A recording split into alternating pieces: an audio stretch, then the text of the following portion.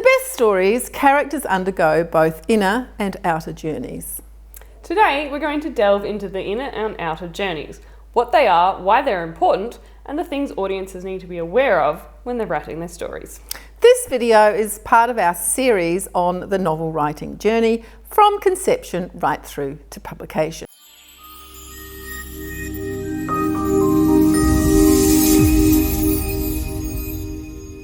Hi, I'm Talia Newland, the Managing Editor at Alkira Publishing. And I'm Rose Newland, the book designer at Alkira Publishing.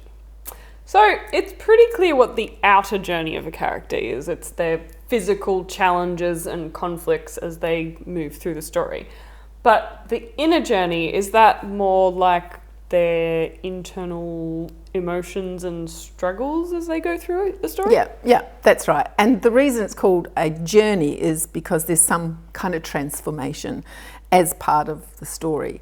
So the inner journey is looking at the psychological and emotional aspects, the challenges, things like their fears, their flawed beliefs, their doubts, that kind of thing, and how they overcome them in order to move the story along. Yeah. Well, it'd be pretty a one-dimensional story if it was just this happened, then this happened on the physical side of things. So yeah. That makes sense. So is that why you need both? Yeah. Without the inner journey, characters lack depth. They come across as two-dimensional, like a sort of cartoon cutout. And it's like if you have something happen in a story and then the character doesn't actually have any reaction to that, it's like it actually becomes unrealistic at that point. Yeah, and you sort of wonder. And I do edit books where I get that, and I have to say to the author, this happened, why is there not an impact on their emotional state? Yeah, that's right. Yeah. How is this person feeling about that? Because without it just something is definitely missing. The outer journey, on the other hand, is basically the action of the story. And if we don't have any action in the story, well, there's not much to hold the story together. Yeah, so you need both. I think so, yeah. There are definitely some books that are like mostly a character's internal musings, which is very much more like an inner journey. And then there are other books where it's very much like, oh, it's a high action fantasy adventure and it's mostly external journey. Yeah. So do people ever argue that, oh no, it's only external journey or it's only an internal journey? Well, you hear the term a character-driven story and an action-driven story. Yeah. So you definitely can have stories where it's weighted one way or another, where the emphasis is more on the action, and that's like thrillers, particularly thrillers. Anywhere, like you say, you want to really action.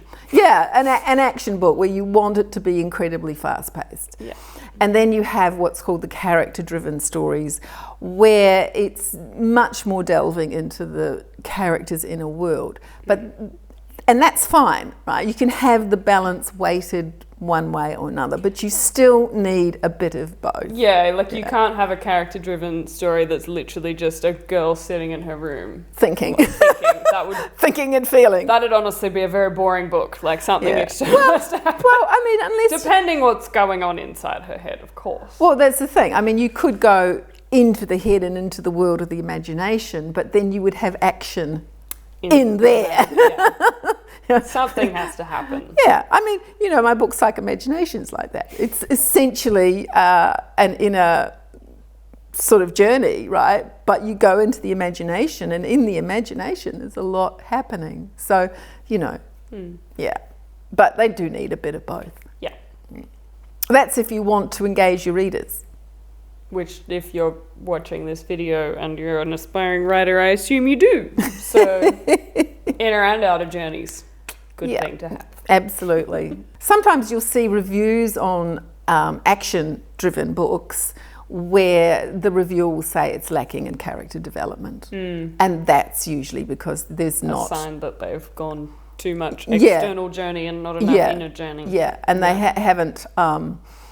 they haven't allowed themselves to even give just a little glimpse of the inner world, and you can dot throughout an action-driven story. You can still dot, a sentence here or there throughout it that gives this sense. Well, you've got you can have action things happening, but you're still like inside a character's head inside your main character's head. So they're always going to be reacting and having emotional reactions to like the physical things that are happening in their environment. So like that's a way of putting it in. But I can imagine it would be easy to just, this happened, this happened, this happened, this happened, and forget to add the characterization in. Yeah, and you don't need to say they felt this. No. It doesn't have to be all emotional. Obviously.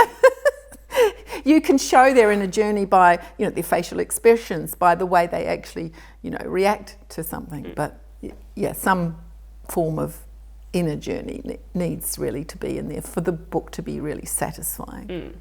So the physical challenges, the outer obstacles that a character encounters along their outer journey is always a catalyst for their inner journey, basically. It's them reacting and changing to according to the events that are happening. So what about relationships with other characters? How does that come into it? Yeah, relationships are a key factor as a catalyst for change, internal change. So we have characters who either support the protagonist along their journey, or we have characters who challenge them and create conflict. So in what way do those two types of relationships fuel the journey? We have allies and mentors, and they provide Support, resources, that kind of thing to help them on their journey. And they can, it's like the good friend, they can actually... the best friend sounding board. Yeah. I need to talk this out with someone. That's right. Yeah. So they can help make the protagonist aware of their inner issues, which then drives the protagonist to want to work directly on whatever their personal issues are that are, holding them back. Yeah. Antagonists and rivals, on the other hand, oppose or compete with the protagonist. They drive the protagonist to confront their flaws, right? They have to overcome them, right? And that drives the change, basically. So as with all things in writing and storytelling, everything's sort of interconnected. So it's like the inner journey is such a big part of making sure you have a fully fleshed out three-dimensional character. And it's also like if you need an inner journey and an outer journey to leave a lasting impression on the reader. That's right. And make sure your story is like complete and well-rounded and fully engaging and a good book. Yeah. So inner and outer journey is very important. Yeah, and if you want your book to be like deeply meaningful, then you do need that. But at the same time, don't overindulge. Yeah. It's all about balance. It is all about balance. So what would you say is the most important thing for driving character growth? Conflict. Without conflict, there's nothing for the character to grow from, to react to. Yeah. So both inner and outer conflict, because it's the conflict that forces them to face their fears, to overcome their obstacles, and grow. Which is a journey. Which is what this video was about. Exactly. Well, that was it. That was character journeys, inner and outer. Inner and outer journeys. So don't forget to like the video, share the video, subscribe to the channel, and stay tuned for the next video in which we will be looking at the character arc. So stay tuned for that. See you then. Bye.